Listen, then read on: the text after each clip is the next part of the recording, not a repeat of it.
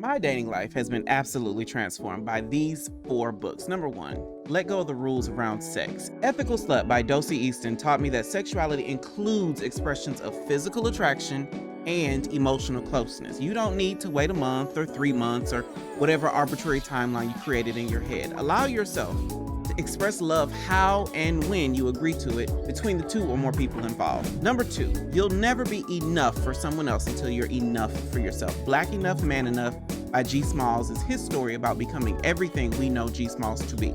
You ain't gonna find a man until you find yourself. Number 3, Everybody Has a Story. Don't Cry for Me by Dr. Daniel Black is a remix on the coming out stories because it's told from a traditional father's perspective. Jacob, the main character, he discovers his son is gay and he has to unpack all the traditional bullshit that closed him off to truly embracing his son. It's easy to believe somebody is fucked up because of how they treat us, but everybody's got a backstory. The more open we are to understanding the journey another person has been on, the easier it will be for us to take a journey with them in the future. The 4th is a surprise coming with a big announcement at the end of the show. Tonight, I'm talking to 2 doctors to talk about books that have changed their lives. From coming out to raw sex, no topic is off limits on this episode of Dear Black Gay Men Podcast. They say books are like people. They'll show up in your life when you need them the most. This is Read a Motherfucking Book Explained. And the show starts right now.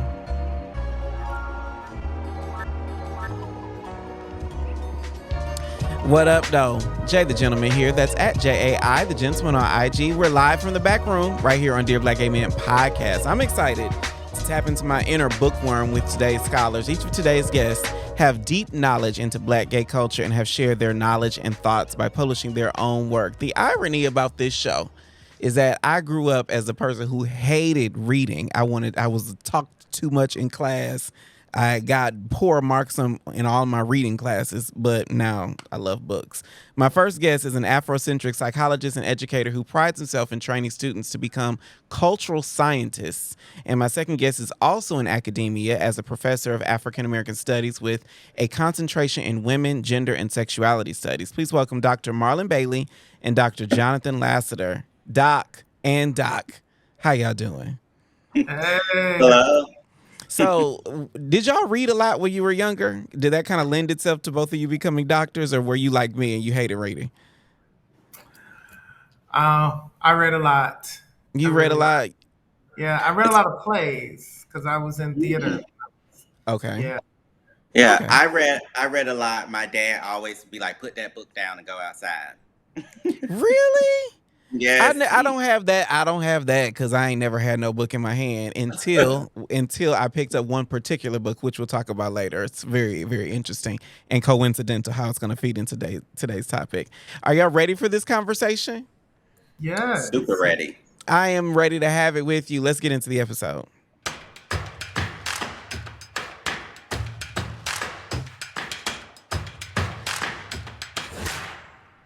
All right, teammates, every time we have the show, I start with the same question. Doc and Doc, are you there?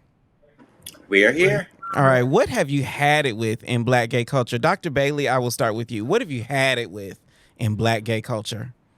I've had it with online dating. Oh my God. Really? I went back to the days when I could go to a club and be getting my dance on and then look across the dance floor and see this beautiful brother and be like, end up dancing with him to house music, and then we end up exchanging numbers, and then it's on. This online Really? mess. It's a mess. But is that just because you have experience in years past, the generation before, where you met people at the club at in person? That sounds shady. I mean, that's how I grew up too. Like, I grew up before anything online. When I came out, there was a dial-up connection that nobody had access to because we was all pimping out America Online CDs. Yeah. Same. But let me tell you the problem with it. This is the problem. Okay, so when you meet people online, there's an extra step, right? So you meet them online, then you need to meet them in person because they could be trash in person, or they can be fine online, but they have bad vibe. And for Yes. me, Yes, I'm attracted. I need to be attracted to you, but I need to be attracted to how you move, right? How To you the talk. whole you. Right, exactly. So when you meet people in person, that extra step doesn't exist because they right in front of you. They I right agree. I they're agree right with there. that, but I also think that the I'll call it the generation before, because fun fact, everybody in the studio with me now is significantly younger than me. But I will say that people were a lot more bold with how and if and when they approached somebody years ago. Like I remember, when you just walked up behind somebody and danced, and if they looked back and kept dancing, then you kept going, and next thing you know, you got their number at the end of the night. We both sweaty together. I like that. I do also remember the days where somebody would send you a drink. Now I would not trust that today, but I've gotten a pussy punch or two at the club sent to me. What long before I could drink. 19 years old in the club, they sent me pussy punches across the way because I was cute, young, and spry. But I see that. I think I haven't had it with online dating, but I'm tired of it. I don't think that I the older I get, it's hard for me to connect the dots between online dating and a relationship. It just feels like there's a lot more fluff, a lot more barriers to break through that in most cases are unnecessary. They are, how many followers do you have, and do Oh, you take cute pictures and whatnot, as opposed to if I'm actually a good person and we could be good together. I feel like we get distracted. Online dating has become a distraction. mm, Mhm. But I think the only reason I haven't had it is because it's like a necessary woe. It's like how else you meet people, because nobody walks up to anybody anymore. right. And Dr. Lass, I'm sorry. Go ahead. go ahead. No, there are few spaces. That's the other thing that is a problem is that there are few spaces for Black gay culture to convene. Where back in the day, there were numerous bars, like these bars that we are going to today. Oh, the girls don't know. They couldn't Right, handle it. They couldn't right, handle it. They right. they don't have the intestinal fortitude for the clubs that we came out to. They don't know. And then y'all were talking about how you from Detroit, Dr. Bailey. Like, do you know the life that I lived in Detroit, Michigan? Let me tell you, Oh you and my me both. goodness. You and They me couldn't both. handle it. Club, bar, another Every club, night, different every club, night, park. every night. Like, oh my God. Every night of the week. I remember the last remnants of yesteryear here in Atlanta was like the jungle. And Oh, that I've heard of that. Stars of the Century was the best drag show. I remember going to Stars of the Century and they were hanging from the rafters on a trapeze. It was so good. That's right. But needless to say, okay. So, Dr. Lassiter, what have you had it with in Black gay culture? And see, I was in the house with a book. So while y'all was out clubbing, Here you go. Here you go. You was in Since you got your degree and you know every fucking thing. Since you was in the house with a book while me and Dr. Bailey was out living our best life outside. no, y'all were living your best life, and I love that. And it's one of the things as I get older, I was like, dang, like I should have been more reckless in my youth, but instead I was focused on reading and grades and too focused on You were a those sort straight of A things. student, weren't you? I was a straight A student, And yeah. see, So I could sound like a straight A student, but my mama would tell you I wasn't. yeah. But go So ahead. What have you had it with in Black what gay culture? have I had it with? It sort of relates to what you were saying about the apps and the likes and things. I've had it with superficiality. And I don't think it's only in the Black gay community. Of course, we know it's not. But I'm just so over it. I'm like, I don't care about your likes. I don't care about, your ass shots, your titty shots, all this stuff. It's just like, it's one thing when it's like, part of who you are, but when it seems like that's only who you are, Okay. it's an issue for me. And I see, thinking as I'm a therapist, so I see so many of my clients self-sabotaging because they focus on that instead of the whole picture, to Dr. Bailey's point. And then they say, well, why can't I find someone, or this person did this to me again? And I'm like, well, what would we prioritize here? Okay. And it's a lot of the superficiality. So Yeah. now I think you have a unique perspective about that because you are a therapist and you do talk Mhm. to us in culture about you counsel us through our what we've had it with. So what are Mhm. some things that we should be focusing on if we've had it with superficiality? What are because I have a different perspective. Now I'm single and I'm not a therapist, but I have a different perspective. But what are some things that we should be focusing on and giving our attention to? Yeah, again, I think that vibe, but again, vibe above the waist.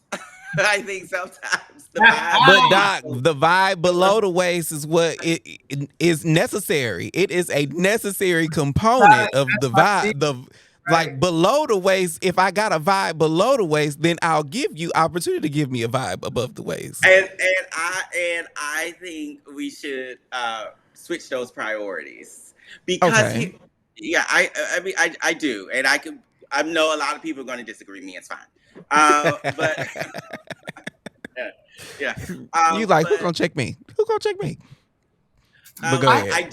I do think that we should be prioritizing vibe above the waist. I think we should also be prioritizing who people are in their relationships with others, because that's going to give us a clue about who they're going to be in their relationships with us. So, do people have good relationships with their loved ones, their family members? It's one thing if their family members are toxic, but if their family members are not toxic, and then they always sending them to voicemail and things like that, it's just like, come on now, what's going on? Like you, Somebody in like the family is toxic. It's either you or them. that part, I right? don't So know of it any so it's family the under the person you're sun pursuing. that It's that has no toxicity in it at all. Right. mm, So it's the person you're pursuing, that toxic person in their family, right? mm. And they can't see it. And so then they blame everyone else. So I think we need to be looking at how people treat other people in their relationships. And, I also think it's important how people, what they value of themselves. Like, is their Okay. self worth tied to external things, material things, or do they like themselves for themselves? Can they be alone with themselves, or are they blowing you up all the time? Child, Ooh. you know the people can't be alone. The irony of all of that, Doc, is Dr. Lassiter is in my experience. Now, I don't have Hmm. any science to back this up, but the irony is the people that can turn me where the vibe is vibing below the waist Hmm. usually have none of those things that you have. Like the toxic niggas that's gonna fuck you on an air mattress and they got a comforter tacked to the wall as curtains and they got a only thing they got in their den is a ring light and three other roommates. Like those are the people that the vibe is gonna be vibing below the waist. So what do you But think that's that's why we got to switch those priorities. But but the is it sex be that's so easier good said though. than done? That's easier said than done because I totally agree with you, Dr. Lassiter, that we have to switch those priorities. The problem that I find, even including with myself, and I have been in therapy for more than 2 decades, is Uh that a lot of times we end up dating our trauma. yes. That part, all of But it. it's but it's like compulsory, right? It's hard. I mean, I wish theoretically, I say I need to prioritize above the waist than below the waist. I need to not date my trauma. I need to avoid that, or yeah, not date my trauma and not let that back in my life. But then Mhm. they end up back in my life. Yeah. But the irony, see, but also along those same lines, Dr. Bailey, I will say that in my experience, as someone who has only been in therapy for a couple years, is I think in culture, especially for myself before therapy, opened my eyes to this, is that we don't even know that it is trauma enough to avoid it. We Right. thought people abandoning us was normal. So then we Yeah. find these emotionally unavailable men, or we thought being beaten as children was normal. So then we find these very volatile relationships that mirror that. And so I think that a lot of our self awareness around trauma is still very elementary. So we don't know how to identify it enough to know that we don't have to pursue that again. For a Yeah. lot of us, in my experience, we are really pursuing those things, the traumatic relationships, these trauma bonds, because we don't know it's trauma. We think it's normal. Yeah. 100%. And I couldn't have said it any better myself. And because of that, I think we need to normalize doing inner work, whether that's therapy, whether that's spiritual, before we start dating. Love. So Say we need to that. prioritize Say that. healing over the date. Okay, well, Say we could rabbit hole there because I really want to talk about this. So y'all stand by because I'm skipping some stuff. But I do think that we do need to prioritize inner work before dating. But Mhm. again, as if I could be a proxy for myself and all the people that may not be as aware of our own healing work that's necessary, a lot of us pursue dating because we are lonely, and we think that loneliness that's in the pit of our stomach is I'm ready to date in the pit of our stomach. And we Mhm. pursue a lot of the connections, whether it is emotional or physical or sexual or whatever, because Yep. we are trying to fill up our loneliness, as Mhm. opposed to even having an awareness that inner work is possible to alleviate this pressure, this tension in our lives. I But think I the think girls are really unaware, Doc. But I think that's the work of everyone on this call. Because you're right, they are unaware. But hopefully, as people who have walked a little bit further down that road, when we hear the girl saying, I'm lonely, or even if they don't even think, understand that it's loneliness that's driving them, I'm ready to date. And we see them get back in that talk. We sit them down, be like, girl, when you going to therapy? Girl, Right? when you going to right. therapy? Me and my best Right. friend just had that conversation. When you going back? Because he said it to me, I said it to him. It was a thing. But when you going back, honey? Because this ain't normal. This ain't You're you. right. Girl, So this that is, is you that ain't is tired what needs to yet? be normal. That is what needs to be normalized. And if I could say um, another thing that I'm, what was it, over or tired of or What I've had it with. had it with, Yeah. is, and some of this is not all of this is our fault, but we have not normalized self-care, Of course not, Doc. self emotional care, because to your point, a lot of us are walking around traumatized and don't know it, because this is something that in my current therapy I'm realizing how much emotional neglect that I suffered from growing up in my family that I thought was normal, right? Because Yes. I thought that emotional safety, I thought that safety, this is what I've learned, and I'm 55, and this is what I've learned in the past 2 years. Hmm. I I thought that safety was, my mother didn't, she didn't smack me upside the head, So I mean, sometimes, but sometimes I deserved it. But I wasn't, I wasn't neglected material wise. Yes. We had a roof over our head. The utilities were always paid. I had everything that I needed, but I was neglected emotionally Yes. because Mhm.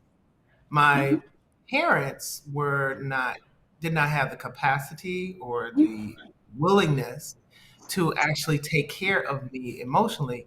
So I have spent the majority of my life figuring that piece out. Mhm. And at 50, I think I first started learning about emotional unsafety, neglect, and emotional abuse, in that respect 2 years ago.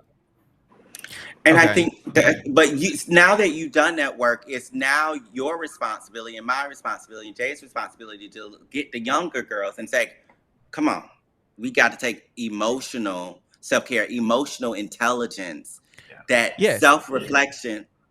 We got to take it seriously. Which is why now y'all, you have a practice, Dr. Lassiter, Dr. Bailey. Both of y'all have written books. Mine is a podcast. So there's that. Exactly. That's my contribution to our cultural self-care. Yes. But before we go to the break, early voting is in full effect in many states. And don't wait until the last minute to make sure that your voice is heard. For more information on where to vote in your local area, visit vote.gov. If you're enjoying this content, be sure to like this video and subscribe to our YouTube channel so you never miss an update. This is Read a Motherfucking Book Explained, and we'll be right back.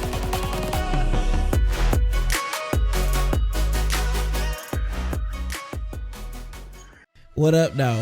The conversations stay lit on Dear Black Gay Men podcast. Hookup, entanglement, situation, relationship, everything from dushing to dating. A top verb, but I am not a top noun. I am a guru at first dates. It's new every Wednesday.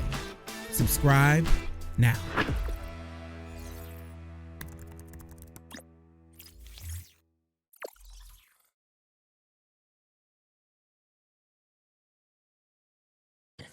Okay, Aaron, do you think HIV is still a big deal? I do. When I look at the numbers and things like that, I have to like burst myself out of my own bubble because for me, it's not a big deal. I go to the doctor, I get my 2 shots or my shots every 2 months, and like HIV is a non-factor for me. Mm-hmm. But then I realize all of the privileges in my life that allow me to do that. What about you, Verity? Is HIV a big deal? Because you are an ally. I am an ally. And so I feel like on a day-to-day, it's honestly not something that's top of mind. But being a part of the podcast, and I didn't realize just how prevalent it still was. That's why this episode is brought to you in part by the HIV Vaccine Trials Network. HIV has been a huge part of my life as a gay man, and the HIV Vaccine Trials Network is working to minimize that, because ending HIV is about all of us. For me, as an ally, I wasn't truly aware of the impact HIV has on our lived experiences until we started working with the HIV Vaccine Trials Network. Now that I know about this network, I feel like there's a real way for me to get involved in the fight against HIV. I've been able to get educational resources on HIV, stay up to date on HIV research, and enroll in studies to help end HIV. If you would like more information or get involved in an HIV vaccine trial, whether you're living with HIV or not, visit helpendhiv.org. That's helpendhiv.org. The link is in the description. Get in the conversation. This comment says, I did a good job. It's time for a congratulatory ejaculation session. Chat live on the show and get exclusive content. The bottoms are going to eat me up for this in the chat. Join the Dear Black Gay Men Insiders group on Facebook.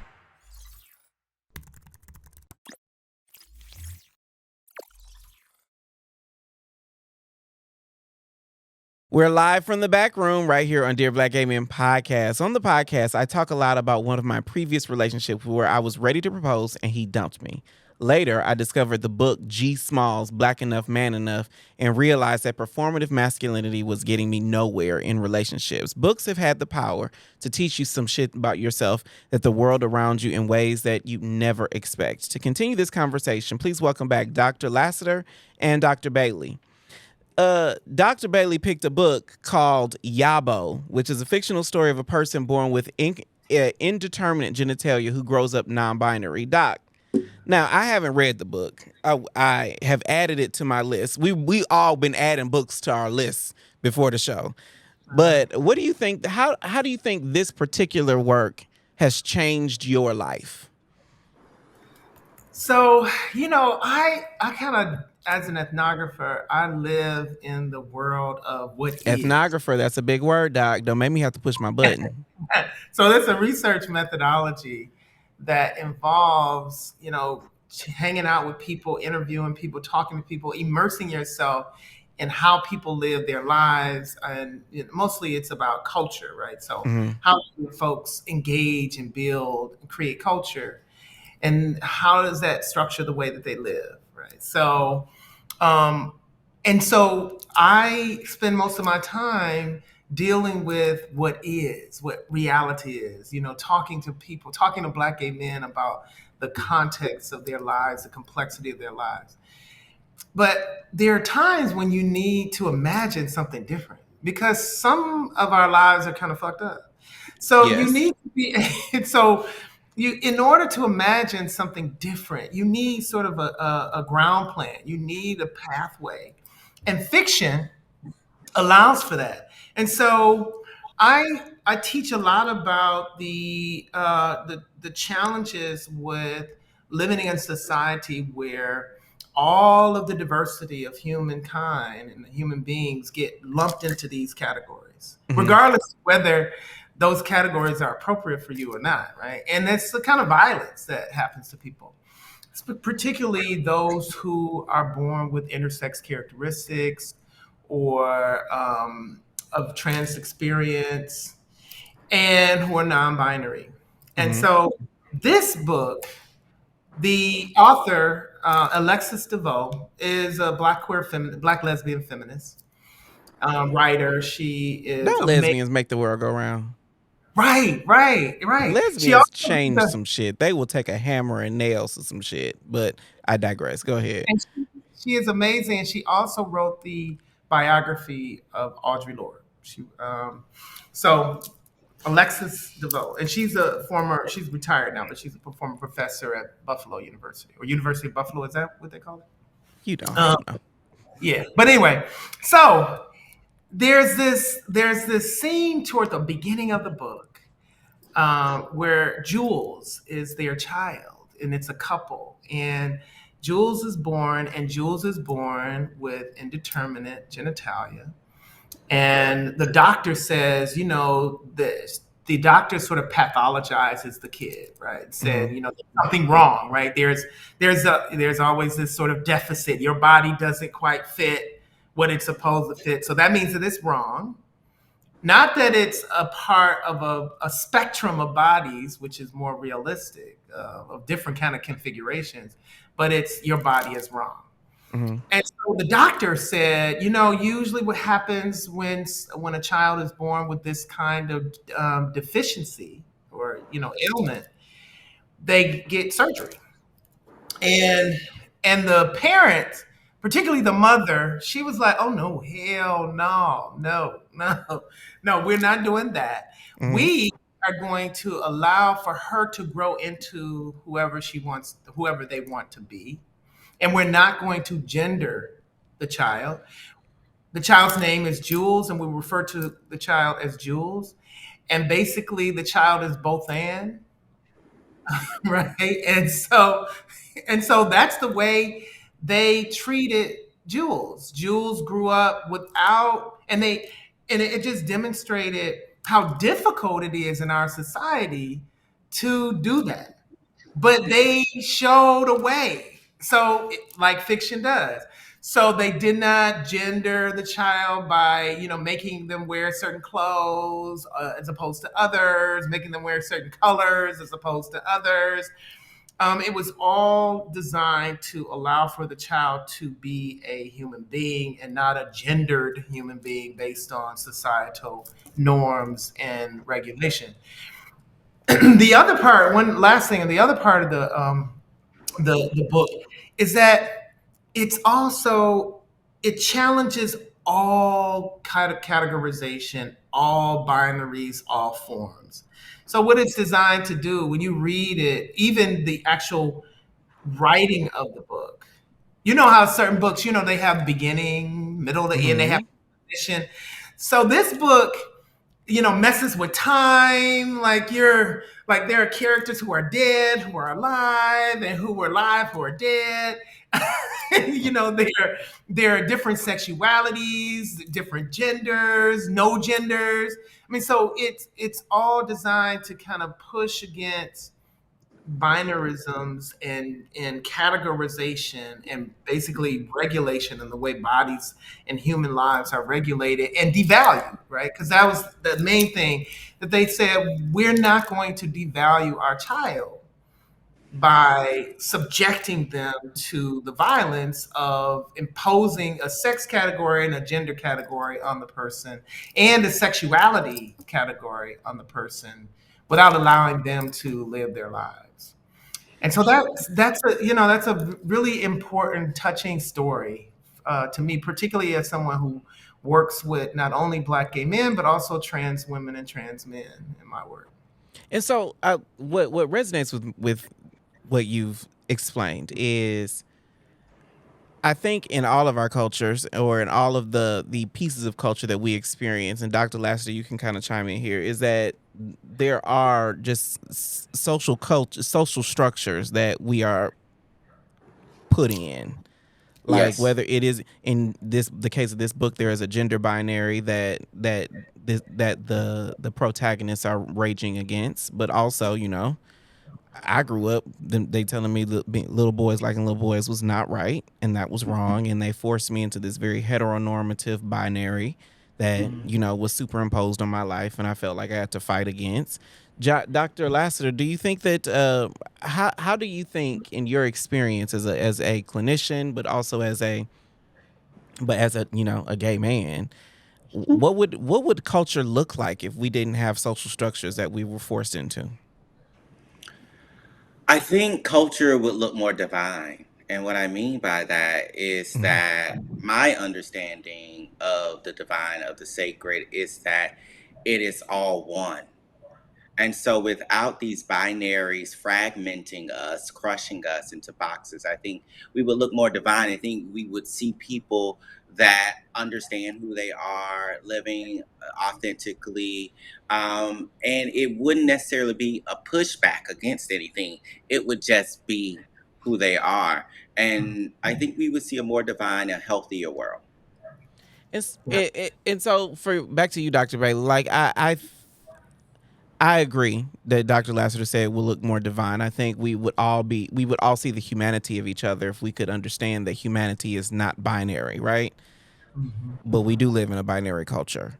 And you said that this book kind of went through all these painstaking measures that that the parents kind of had to endure to break out of it. What does that look like in real life, though? If we took fiction and made it into reality, what what what would that look like in a day to day basis if we broke out of binary? Well, it what it would look like is what it does look like, because when we look at our society, and I would say 20 years ago, there was there were people who lived non-binary lives, but we didn't have a language for it. We didn't have an identity. The identity category emerged recently, but people were living it, right? And Give so me I an think, example of that, because in my head, when you say lived a non-binary life, I would think now I was raised in the South, so I would think of my grandmama saying he a little sweet, or she a tomboy, or all those things. Now you're not talking about masculine identified women and feminine identified men, or are you? yeah, I'm talking about people whose gender expression have always been on a spectrum Okay. that cannot be easily fit into one category or the other. The way, so part of it is gets to what Dr. Lassiter said, is that what happens is when our children are born, they don't know anything about gender. They don't know anything about sex categorization. I mean, all they know is what their body looks like. Mm-hmm. And then what happens is our society and our parents and families, unwittingly or not, for good reason, they think or not, begin to gender and sexualize children to the extent that they force the child into some category in a Mm-hmm. binary. And often, too often, I would add, it's wrong for the child because Yeah. it causes trauma. Right? It causes, because they have to end them. And Dr. Lassiter is a psychologist. I'm not. I'm just a little ethnographer. But but what I You have found, got it. but what I have found, these categories are always designed to create hierarchies of human value. And that's Power. where trauma happens. That's where the trauma happens, right? Because you wouldn't have to gender a child in a particular way versus another way if you were trying to put the child in a category that is either better or worse than the other category, right? Yes. It's reminding me of the talk around power, right? And how we have different categories of power. And Mhm. what you're talking about is making me think of another book, bring it back to books, called Perfect Peace by Dr. Daniel Oh, Black. yes, yes. And That's that also book on my shelf back here.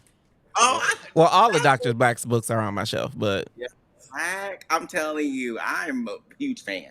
Yeah. But that book he'll be on the also show. when okay, we'll talk later. Okay.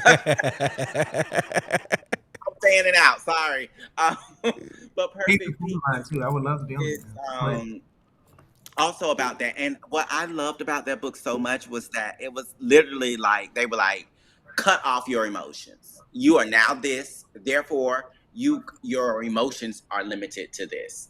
And it Mhm. was amazing. But it was all based on gender and the power that a particular gender gives over another. Okay. So, Mhm. Dr. Lassiter, during the pre-interview, you shared a quote that says, "Books help people know that they are not alone." How did books make you feel less alone? Well, there is a little author, and I have the book right here by the name of Elin Harris. Which one is that? Is that Just As I Am? Yes, it That's is. it. Okay. Ah, yes. Okay, and I even have the signature. He signed it. Amazing. Yeah. Um, Oh, he came to my college when I was in college. But anyway, this book. So because that's little not the black. first one. Is that the first one, or is Invisible Life the first one? Okay. Full Life's the first.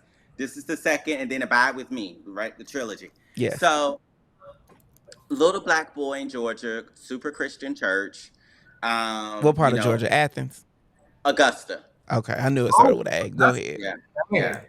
So very much struggling with the whole sexuality, religion thing. Hmm. And there once was a time in my life where I thought I mean I knew that I liked guys, but I was like, I'm never gonna act on it, and I'm gonna get married to a woman. I'm gonna be a doctor. I'm not a cheater, so I know I won't cheat on her. And I will give her a good life, and I won't be happy, but at least I won't sin and go to hell. Like that was my thinking once upon a time. And reading books, this one started me down that path. Uh, really helped me see no, there are all types of ways to be gay, to be same gender loving, and you can have a good life. Because also the images that I had of gay men were mostly flamboyant, like men on film. A lot Three of snaps them, in the Z formation. right, exactly. And a lot of them were suffering in some way, whether it's from disease, marginalization, families kicking them out, rejection. Hmm. So I was like, I don't want that. Right. So, but this book helped me really understand that no, I could be exactly the type of black same gender love man that I grew up to be. One that has relationship with the family the way Raymond has a relationship with his family, right? One that is professional, you Because know, he's a lawyer. because he's a lawyer, right? I And don't want to give yeah, away the book, but I know that right. book cover to cover. Exactly. So so that book helped me see the world in a different way. It helped me see a possibility for the type of person that I could be beyond the very negative, heartbreaking images that I had seen all around me up until that point. So the irony about Elin Harris, because while I was raised in the South, I was born in Flint, Michigan, where Elin Harris was born, You were born in and Flint, Michigan? yes, yes, I didn't know that. that's how I know what it's like to go out of That's you Detroit. know, Detroit. But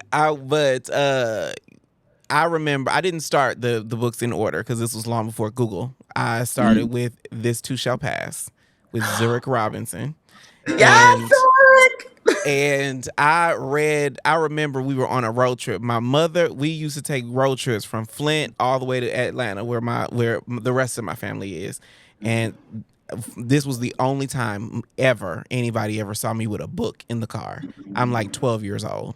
And this was the only time ever that my mother said, don't read. So I knew something was in that book that I had to get my hands on. And baby, when I tell you, every piece of my puberty was all over them pages. That's so interesting because my mother also wanted me to stop reading England Harris. It was Yes. the Abide with Me, because I started with Just As I Am, then went to Invisible Life, then Abide with Me. And my brother was like, "Don't tell mama you reading a book about gay people." And so my mama was like, "What are you reading?" And I was Yes. like, "It's a girl's name." I was terrified. I was like, Yes. I think we all did the pronoun Right. change. The name change. We all went through that phase. Interesting how your mom also did not want you to read England Harris. But the funny thing is that is the only time I ever read in high school. Like we had an interview the other week, and I was talking about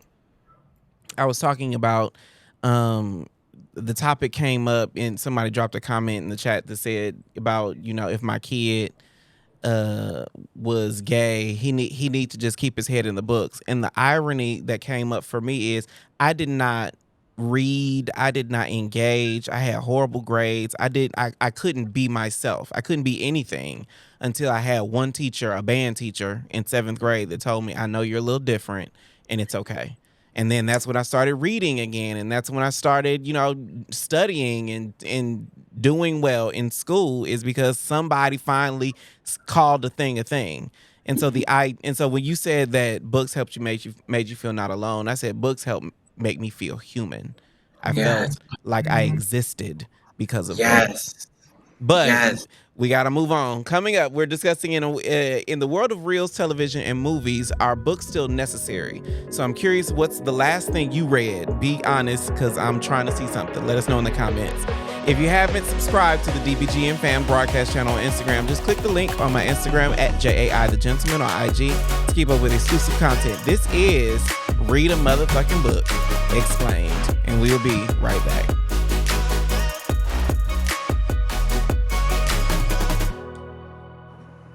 Get in the conversation. This comment says, "I did a good job. It's time for a congratulatory ejaculation session." Chat live on the show and get exclusive content. The bottoms are going to eat me up for this in the chat. Join the Dear Black Gay Men Insiders group on Facebook.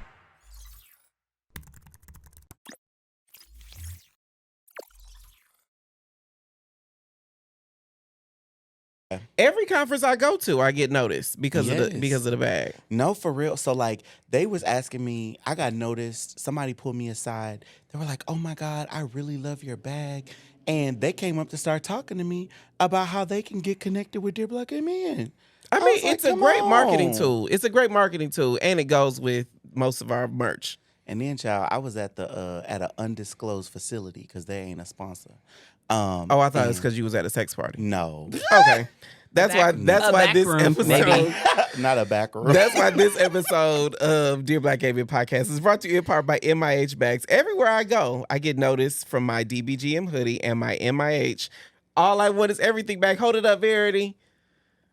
That is actually my bag. I love it. It's the perfect bag to throw everything in when I'm rushing to the studio, or an overnight bag when I'm doing whatever I would be doing overnight. You almost made me cry when you gifted me my All I Want Is Everything. The All I Want Is Everything duffel.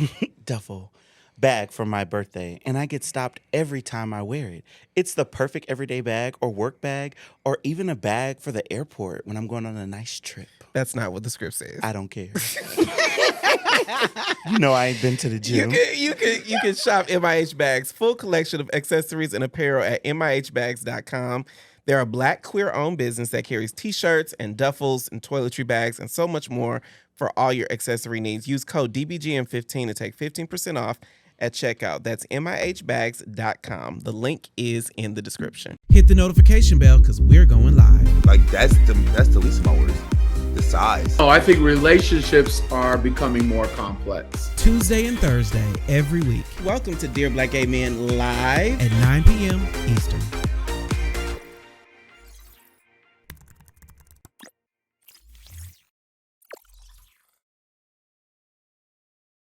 We're live from the back room here on Dear Black Gay Men podcast. Storytelling is something that we all love. We often consume stories on social media, through film, at the movies, or even through music. With all of these mediums, it begs the question, how relevant are books anymore? To help me get to the bottom, I always like getting to the bottom, but to help me get to the bottom of this, welcome back Dr. Bailey and Dr. Lassiter. So, we talked a bit about how books have impacted us, but if we could broaden the conversation to culture, why, Dr. Bailey, do you think books are relevant now more than ever in Black gay culture? Part of it is, I think, in Black gay culture, we still do not fully control or have influence on what kind of materials get produced. And part of the materials that get produced, they get produced to create consumers and to, sort of popularize lives for the purpose of consumerism. And there's the disparity between that popularization of some of people's lives and communities and the actual realities of their lives. Books not only allow for one to read, have access to more stories and more stories that are not popular, stories that people don't know about. And also stories that are historical and stories that would not be captured in popular media. And the other, Hold on, because you dropped some gems there, and Dr. Lassiter, I'd like you to tap in here, but reading feels so archaic now. Can't we all agree that if I get the funny thing as a content creator, I am fighting against attention, right? I'm fighting against the scroll.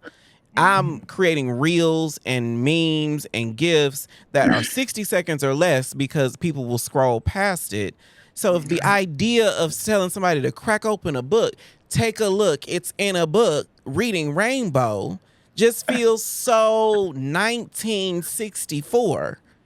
and there's so much knowledge in books that and I would say what's wrong with 1964. I'm sorry. I mean, there's nothing wrong with being Black ever, but I mean, now I don't want to dive into the historical references of 1964 because 1964 was kind of fucked up. But I get the question. But the reason why I ask is because I get that reading is so fundamental, always has been, always will be. But how do we make it? Do we as the, I don't want to say more informed, but do we as the readers have a responsibility to make it sexy, Dr. So Lassiter? this goes back to what I'm over, right? This superficiality. Why need to be sexy? Why need to be sexy? Like it needs to connect, and we could connect beyond the team. Oh, sorry. Your house ain't burning down, is it? No. Okay. Okay. All right. So we could connect. We pre-recorded. We can edit that out. It'll be fine. Okay. But why does it need to be sexy? We can connect beyond the genitals, beyond. We have other emotions. Let's engage those other emotions. Let's engage the sadness, the excitement, the anxiety, the fear. I was just reading a Black gay horror story by Kosovo Jackson called "The Forest Demands Its Due." It doesn't need to be sexy. It's so. How do we imagine ourselves beyond sexual objects if everything in front of us is sex? Right. This is why we need diverse, different types of books, different possibilities of all the parts of us that we can be. So do we need to make it sexy? You're right.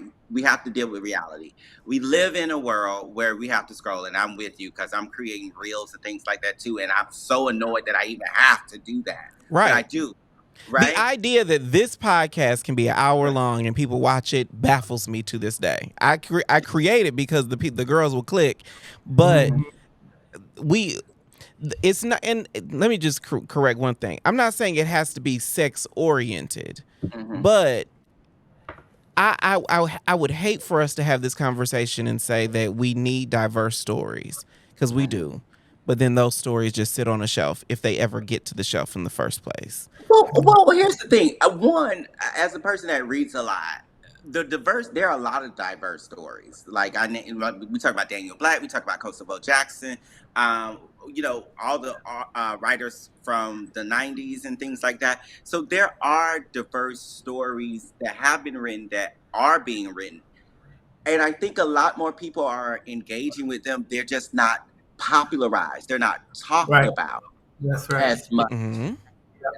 The newest sensation, the newest Netflix series or Dick Pic or whatever. They're just not talked about as much. But because new authors are coming on the scene all the time. And the one thing that I learned recently is that if you really want to get those Black, gay, diverse stories, go to the young adult fiction. YA fiction is where it's at. I was reading Julian Winter's recent book, around two best friends that fall in love, one Black, one Latinx.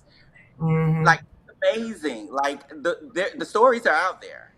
And so, the other thing that to the earlier point that I made is that the popular culture is never going to capture all of what you really need to have access to, because the aim is different, right?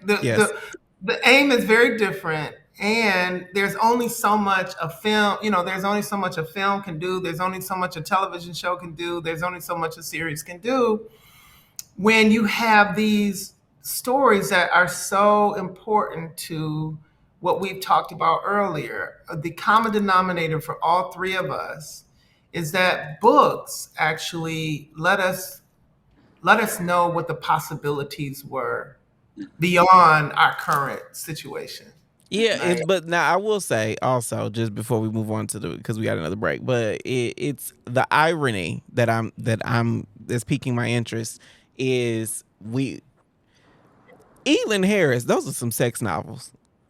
Like, there is sex all up and through them pages. Zurich Robinson, Basil Henderson, all of them, Raymond Tyler, all of them are these very, very sexy men in my head, at least.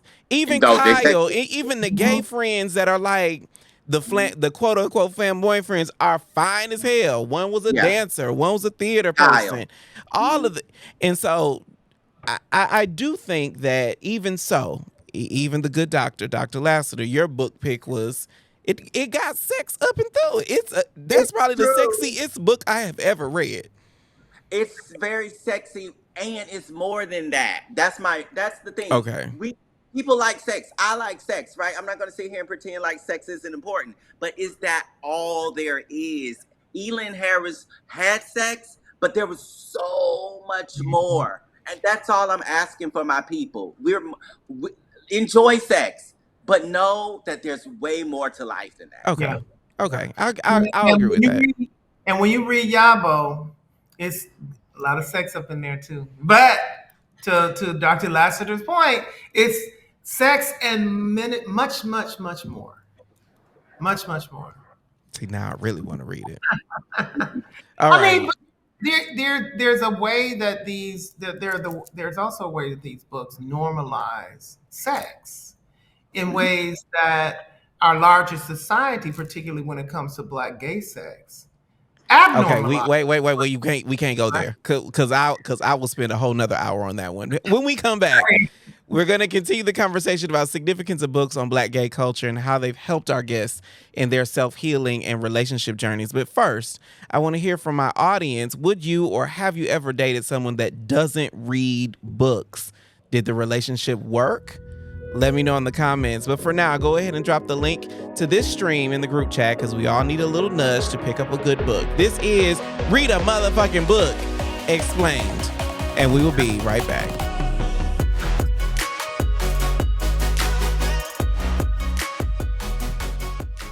What is stigma? I truly believe that it comes up when you think something can't happen to you. Like when we think we could never be femme, so we end up with femphobia laced all up and through our dating profiles. Or when we don't be out there like that, so we slut shame people for doing openly what we try to sneak and do privately. But there aren't too many spaces where stigma rises to a criminal level like it does with HIV. Knowingly gave her HIV and never told her he was infected. We're talking to 4 Black men from across the country, all living with HIV. I want to see how stigma comes up in their lives and what we can all do to overcome it.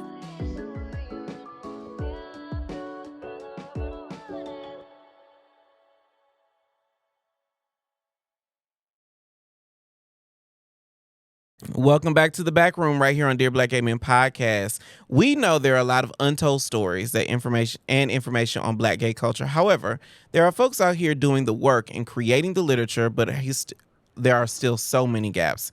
So I want you all to know, if there is a story that you want told but it's not written yet, that means you're supposed to write it. And what do you know? I have 2 guests here tonight that are doing just that. Welcome back, Dr. Lassiter and Dr. Bailey. Dr. Lassiter, you are one of the few Black psychologists to navigate the very densely white spaces. I'm sure at some point you reached out for a book and would help illuminate your path. I'm guessing you didn't find it, did you? No, I did not. So to your point, I am writing it. I am super excited to be writing Why We're All Crazy, a memoir of a frustrated Black psychologist in a white world. Are you still frustrated? I'm still frustrated. Not so much for me, because I've figured it out. I'm frustrated for my students. Like, I teach African American psychology to undergraduate students at a PWI, predominantly white institution. And in 2024, this semester, I've had students come up to me and say, Dr. Lassiter, you're my first Black professor, or you're my first Black male professor, or you're the first Black psychologist I ever heard of. And I remember my first Black teacher. It was in high school, and I didn't have one in college at all. Oh, see, and that's a damn shame. So that I'm frustrated on behalf of the students, and so I am writing that story to really share my journey, and it includes all of me. Blackness is the central focus, but again, it's my story. So there's the same gender loving side of me. There's the spiritual side of me. There's the Southern side of me, et cetera, et cetera. And it deals a lot with mental health, both my personal mental health and mental health of the field, and how whiteness is a thing that damages us all.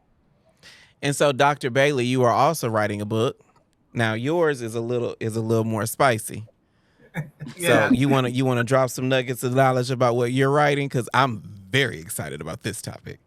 So this is my second book, because my first one, Butch Queens Up in Pumps, Gender Performance and Ballroom Culture in Detroit. But this book is called Black Gay Sex. And speaking of which, now, but basically this book is an ethnography on the impact of the HIV/AIDS epidemic on Black gay men, sex practices, and sexuality.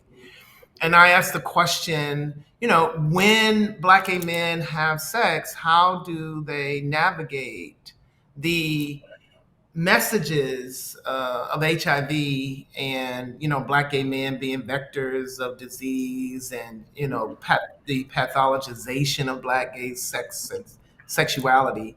How do they navigate that and still pursue pleasure? And so, so pleasure is a priority for this book. It is structured around the way that Black gay men talk about sex and the meaning and role that sex plays in our lives, and the importance of pleasure and sexual pleasure and satisfaction. It's also about an exploration, an examination of Black gay men's sexual development, how, at least in my study, how these Black gay men came into their sexuality. And I argue that most of their family of origin experiences interrupted their ability to evolve into their sexual selves because whenever they experience any kind or express any kind of same-sex desire, the parents was like, "Oh no, you can't be that. That's wrong. You can't do that." And Yes. the parents started to try to de-gay them, what I call Mm. gayfication, right? De-gay them. De-gay them, right? So I didn't know make there was a word for that. I've it's so I sorry, someone conceptualize, attempted to de-gay me once upon a time. right? I I've think the been world tries to say us. de-gayed, Yeah. Yeah, or yeah, they try, and then I came out and started a podcast. So, and I'm like the gayest person in the room. So now, right. Exactly. And so I'm like, hey, but yeah. yes. So it So looks at that, and then, I argue that HIV is a kind of haunting for Black gay men and our sex practices. It goes back to Essex Hempfield's poem "Now We Think as We Fuck." It's whether you're living with HIV or not, it kind of haunts us, mhm. and part of the way This is not prevent a Zoom call. Please do not do the raise hand emoji. This is not a Zoom call. I have a thing though, because related to your point about HIV and pleasure, and my own experience of the predominantly white fields, right? When we even think about HIV, most of the research is about Black gay men, Black trans women, but it's done by white people, right? A lot of them white gay people. So, and when I was looking at the CDC statistics the last time I checked, most Black gay men are HIV negative. So how much of this narrative around HIV, you gonna get HIV, right, is in and of itself racist, and in and of itself uh, getting in the way of pleasure? Well, can I absolutely, tap in right here? I Yeah. see. yes. Here I go raising my hand. But the one thing that I will say as someone who is not living with HIV, that the narratives that we create in our culture, in my experience, my personal experience, contribute to or create a distraction from pleasure toward HIV. That sex is either putting me at risk of HIV, or I need to create measures to prevent HIV, but nowhere in that is there a focus on maybe I just want to feel good. Yes. And oftentimes those are paradoxes. You can either feel good and be high risk, or you can have this very blasé sex and be low risk, or be abstinent altogether. And none of that really speaks to the life that I live as a very sexual human being. And I But this, think that the HIV complex, the HIV bubble, the HIV narrative, the HIV Haunting. business has haunted us because it forces us to stop thinking about my life as a human and start thinking about my life either someone who is at risk or someone who is risky. Preach. but Preach. that's the point That's the point. around whiteness, right? Yeah. Because we are not controlling the narrative. Black gay men are not controlling the research, the Yes. HIV research industrial complex. And Mhm. then, therefore, we are having a very negative, pathologizing narrative fed to us. Imagine if us on this call were writing that story, Mhm. right? Then we Two would of us think, are writing that story. Right. right, we are writing Two that of us story. are. I ain't But writing no books, but but when we write the story, it 9 times out of 10 don't get the same funding, don't get the same hype, right? But we have all of these culture vultures from the, again, whiteness, right, in the HIV space, that come into our communities and tell us who we are instead of us defining who we are. Yep. Yep. okay. To your point, Black gay men, and you know this statistically, do not have any more risky sex than white gay men. Mm-hmm. There have been And studies that say that we are at a lower risk because for exactly. several other reasons. But But Yes. that's I the problem is the context within which we have sex. The context in which we have sex is about structural vulnerabilities. So for us, Hold on, Doc. Don't make me push my button. Push the button. we are more vulnerable. We are more Structural vulnerable, vulnerabilities, Doc. right? We are more vulnerable to HIV because of anti-Black racism and white supremacy structuring health dispensation. Lack of access to prevention and treatment care because it is too costly and because it is tailored toward white gay men. Not having housing or housing instability and homelessness, mental health issues, Mental health. substance abuse disorders. These are the things that make us more vulnerable to HIV when we have sex. But again, all of this is I think all of it's intentional, right? Because again, this goes back to the lack of Black doctors, Black male doctors, Black sane gender loving male doctors in these positions. Because why would anyone want to go see someone that they don't believe is going to get them, right? Mm-hmm. And so we need more Black mental health professionals, more Black medical professionals. And the fact that we don't have them, the fact that we have in 2020, we had all these white people talking about they want to do writing DEI statements and things like that, right? And we still have very small numbers, right? Shows that this at this point is just intentional, right? Yeah. Yes. And Yes. this Hold book, on, Doc. Hold on, Doc, because we over time now. Okay. But we will be right back. I think I lead a pretty normal life. I'm a podcaster and a content creator. I'm pursuing my passions. So many of us, Black gay people, either live with a reality or a fear of HIV. Any movement toward a future where HIV is less of a part of who we are, I don't know that I can think of anything more impactful to our culture. The top of the show, I said we had a huge announcement, so here it goes.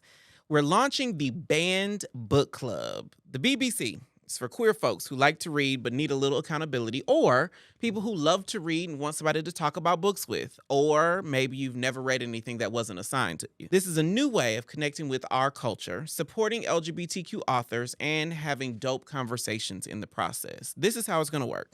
I'm going to announce our current book club selection right here on Dear Black Gay Men podcast. We'll read it together and talk about it on IG and our BBC broadcast channel. Then we'll have a dope-ass conversation. You can chop it up with us in the studio, stream it on Patreon, have a watch party with your good Judies. Everybody can join. Our goal is always to get some dope people together to have some dope conversations. So go to Dear Black Gay Men on Instagram, join the Banned Book Club broadcast channel, and prepare to have a time. Over at least the next 4 years, we're going to be in a constant battle against the erasure of our stories. And that's why I'm so excited about the Banned Book Club. My goal is to create the world's biggest book club for Black queer people where we can read our stories and talk about our culture. That's why our first book club pick is, drumroll please, it is Dear by Men by J.R. Yusuf. I don't think I've ever read a book that helped me understand how broad and far-reaching our culture is. Most of the gay books that I've read have been about me. They've been characters that walk and talk and look like me and love like I do. And that's important. Hearing and seeing ourselves in literature is important, but I also think it's important to expand our understanding of who we are and how our kinsmen navigate the world around us. That's why I'm so excited about this book.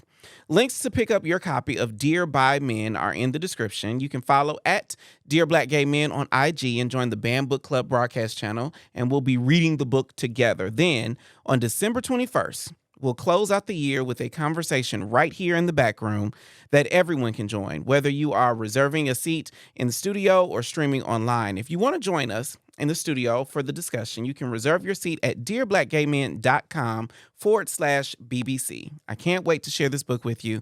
That was our show, and I will talk to you next time. Bye.